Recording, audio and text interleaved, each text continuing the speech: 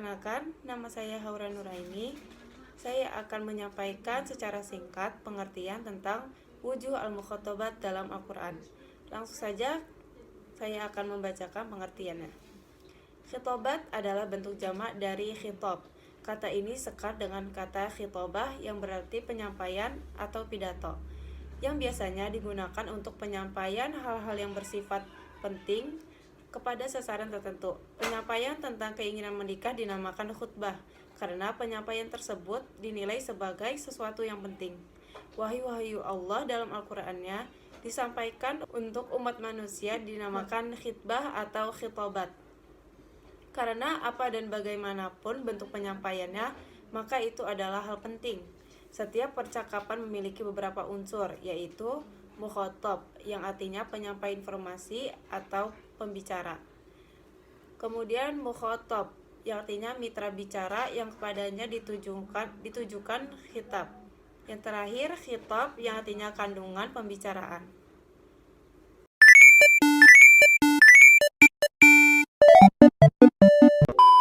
Baik, selanjutnya yaitu bentuk-bentuk pembicaraan atau khitab dalam Al-Quran. Nah, dalam konteks ini, Az-Zarkashi dalam Al-Burhan mengungkapkan bahwa ada lebih dari 30 bentuk khitab dalam Al-Quran. Beberapa di antaranya yaitu yang pertama, pembicaraan yang bersifat umum dan ditujukan untuk umum. Contohnya yaitu surah Al-Infitor ayat 6 yang berbunyi A'udzu billahi minasyaitonir rajim. Bismillahirrahmanirrahim. Ya ayyuhal insanu ma gharraka birabbikal karim. Artinya, wahai manusia, apakah yang telah memperdayakanmu berbuat durhaka terhadap Tuhanmu yang maha mulia? Nah, pada ayat itu hitopnya yaitu untuk manusia. Redaksinya bersifat umum dan memang ditujukan untuk umum, untuk semua manusia. Yang kedua yaitu pembicaraan yang bersifat khusus dan memang ditujukan untuk khusus.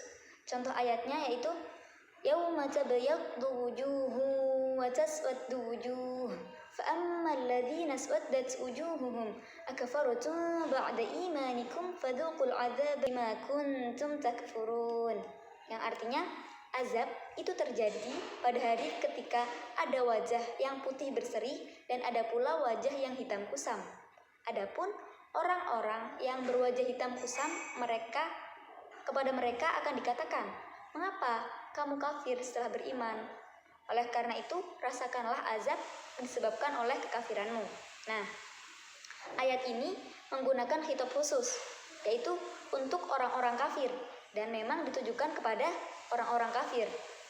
Kemudian, contoh yang ketiga yaitu menggunakan redaksi yang bersifat khusus, yaitu khitab khos, tetapi yang dimaksudkan yaitu untuk umum. Contohnya yaitu ya ayyuhan nabiyyu idza talaqtumun nisaa fatalliquhunna li'iddatihinna wahsul iddah. Ya. Artinya yaitu wahai nabi, apabila kamu menceraikan istri-istrimu, maka hendaklah kamu ceraikan mereka pada waktu mereka dalam menghadapi iddahnya atau yang wajar. Pada ayat tersebut khitab bersifat khusus, yaitu Nabi SAW. Tetapi hal tersebut berlaku untuk umum, yaitu kepada semua laki-laki yang hendak menceraikan istrinya. Kemudian yang terakhir yaitu pembicaraan yang bersifat umum tetapi ditujukan kepada khusus.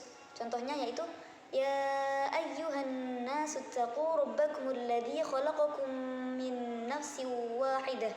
Ittaqu rabbakumul ladzi khalaqakum min nafsin wahidatin wa khalaqa minha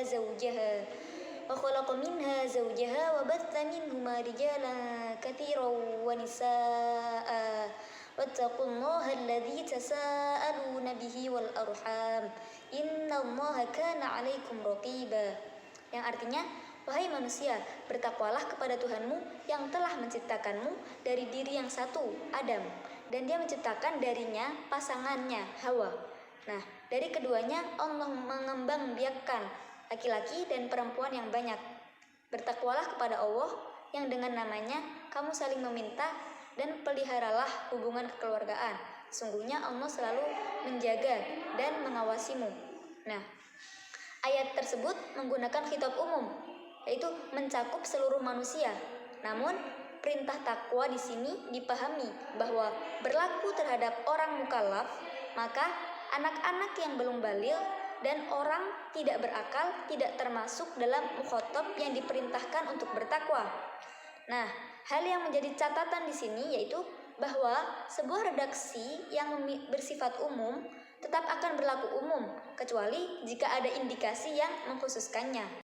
Sebenarnya masih banyak bentuk-bentuk khitab dalam Al-Quran, namun keempat bentuk tersebut sebenarnya sudah mencakup dari bentuk lainnya, karena bentuk yang lain itu rincian dari keempat bentuk yang telah dikemukakan.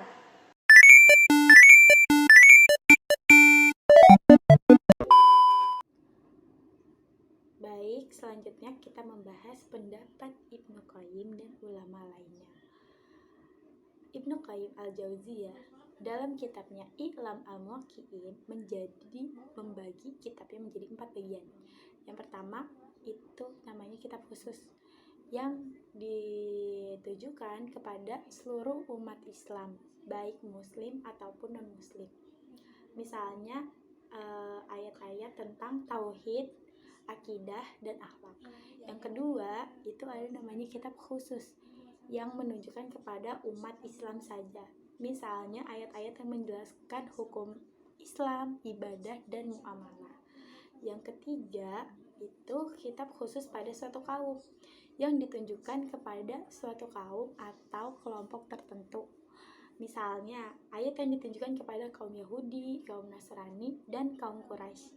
Nah, yang keempat, yang terakhir itu kitab khusus pada suatu individu yang ditunjukkan kepada suatu individu tertentu. Misalnya ayat yang ditunjukkan kepada Nabi Muhammad SAW, Nabi Musa, ataupun Nabi Harun. Adapun pendapat ulama lainnya seperti Imam Al-Ghazali dan Al-Qurtubi juga membagi Al-Quran menjadi 3 bagian. Yang pertama, kitab umum ditunjukkan kepada umat manusia seluruhnya, baik muslim ataupun non-muslim. Yang kedua, kitab khusus yang ditunjukkan kepada umat Islam saja. Yang ketiga, kitab khusus pada suatu kaum. Berarti dia ditunjukkan kepada suatu kaum atau kelompok tertentu. Mungkin itu saja. Sekian pemaparan dari kami kelompok 13. Kurang lebihnya mohon maaf. Wassalamualaikum warahmatullahi wabarakatuh.